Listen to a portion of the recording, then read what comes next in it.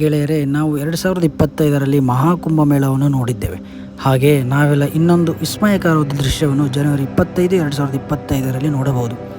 ಹಾಗಾದರೆ ಏನಿದು ಬಾಹ್ಯಾಕಾಶದ ಸಸ್ಪೆನ್ಸ್ ಕತೆ? ಗೆಳೆಯರೇ, ಜನವರಿ 25, 2025ರಂದು ನಾವೆಲ್ಲ ಸೌರಮಂಡಲದಲ್ಲಿರುವ 7 ಗ್ರಹಗಳು ಒಂದೇ ಲೈನ್ನಲ್ಲಿ ಕಾಣಿಸಿಕೊಳ್ತವೆ. ಇದರ ಇನ್ನಷ್ಟು ವಿಷಯವನ್ನು ನಾವೆಲ್ಲ ನೋಡೋಣ. ಗಾಯ್ಸ್, ಸೌರಮಂಡಲ, ಇದರಲ್ಲಿ 8 ಗ್ರಹಗಳಿವೆ. ಬುಧ, ಶುಕ್ರ, ಭೂಮಿ, ಮಂಗಳ, ಗುರು, ಶನಿ, ಯುರೇನಸ್ ಮತ್ತು ನೆಪ್ಚೂನ್. ಈ 8 ಗ್ರಹಗಳು. ಇವುಗಳಲ್ಲಿ ನಮ್ಮ ಭೂಮಿ ಕೂಡ ಒಂದು ಗ್ರಹ ಆಗಿರುವುದರಿಂದ ಇನ್ನೂ ಬಾಕಿ ಇರುವ 7 ಗ್ರಹಗಳನ್ನು ದೂರದರ್ಶಕದಿಂದ ನಾವು ನೋಡಬಹುದು. ಸ್ನೇಹಿತರೆ, ಭೂಮಿಯನ್ನು 7 ಗ್ರಹಗಳು ಚಂದ್ರನ ಜೊತೆ ಕಾಣಲಿವೆ. ಇದನ್ನು ಕೇಳಿದರೆ ಎಂಥವರಿಗೂ ಮೈ ರೋಮಾಂಚನ ಆಗುತ್ತೆ. ಜನವರಿ 25, 2025ರಂದು ಈ 7 ಗ್ರಹಗಳನ್ನು ನೋಡಲು ಯಾವ ಬೈನಾಕ್ಯುಲರ್ ಕೂಡ ಬೇಡ, ಯಾವ ಟೆಲಿಸ್ಕೋಪ್ ಕೂಡ ಬೇಡ.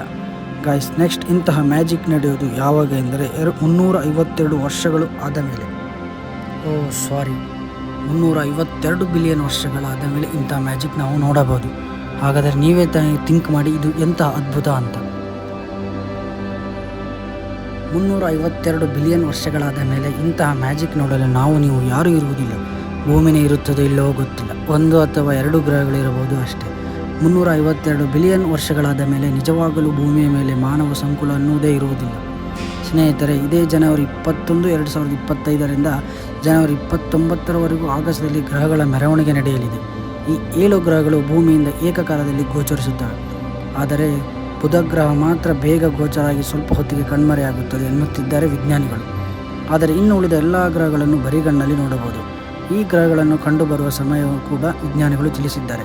ಹಾಗಾಗಿ ರಾತ್ರಿಯಿಡೀ ಎಚ್ಚರವಿರುವುದರಿಂದ ಅಗತ್ಯವಿಲ್ಲ. ರಾತ್ರಿ 8 ಗಂಟೆಯಿಂದ 11 ಗಂಟೆವರೆಗೂ ಈ ಗ್ರಹಗಳನ್ನು ನೋಡಿ ಆನಂದಿಸಬಹುದು. ಹಾಗಾಗಿ ಪ್ರತಿಯೊಬ್ಬರು ಈ ಆಗಸದಲ್ಲಿ ನಡೆಯುವ ವಿಸ್ಮಯವನ್ನು ನೋಡಲು ಮರೆಯದಿರಿ. ಜನವರಿ 25ರ ನಂತರ ಶುಕ್ರ, ಶನಿ ಹಾಗೂ ಗುರುಗಳು ಸೂರ್ಯಾಸ್ತ ಆದ ಕೂಡಲೇ ಕಾಣುತ್ತದೆ ಎಂದು ಹೇಳಿದ್ದಾರೆ. ಆದರೆ ಯುರೇನಸ್ ಮತ್ತು ನೆಪ್ಚೂನ್ ಗ್ರಹಗಳನ್ನು ನೋಡಲು ಟೆಲಿಸ್ಕೋಪ್ ಬೇಕೇ ಬೇಕು. ಏಕೆಂದರೆ ನಾವು ಭೂಮಿಯಿಂದ ದೂರ ಇರುವುದರಿಂದ ಟೆಲಿಸ್ಕೋಪ್ ಬೇಕು.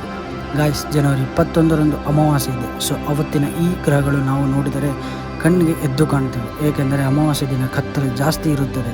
ಹಾಗಾಗಿ ಆಗಸದಲ್ಲಿ ನಡೆಯುವ ಈ ವಿಸ್ಮಯವನ್ನು ಉತ್ತರ ಗೋಳಾರ್ಧದಲ್ಲಿ, ಎಸ್ಪೆಷಲಿ ಕೆನಡಾ, US ಹಾಗೂ ಮೆಕ್ಸಿಕೋ ಅಲ್ಲಿ ಜನವರಿ 21ರಿಂದ 29ರ ತನಕ ಸ್ಪಷ್ಟವಾಗಿ ಕಾಣುತ್ತದೆ. ಇಲ್ಲಿ ಸೂರ್ಯ ಮಿಲ್ಕಿ ವೇ ಗ್ಯಾಲಕ್ಸಿಯ ಮಧ್ಯದ ಕಡೆಗೆ ಚಲಿಸುತ್ತಿದ್ದಾನೆ. ಅವನ ಚಲನೆಗೆ ಸೌರಮಂಡಲ ಕೂಡ ಚಲಿಸುತ್ತಾ ಇದೆ.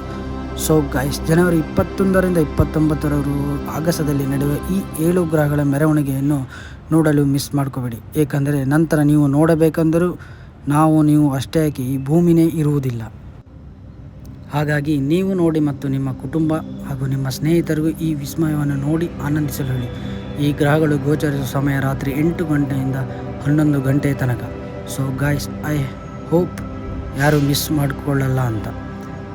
ನಿಮಗೆ ಈ ಇನ್ಫಾರ್ಮೇಷನ್ ಇಷ್ಟ ಆದರೆ ನನ್ನ ಚಾನಲ್ನ ಸಬ್ಸ್ಕ್ರೈಬ್ ಮಾಡಿ ಹಾಗೂ ಲೈಕ್ ಮಾಡಿ. Thank you so much guys.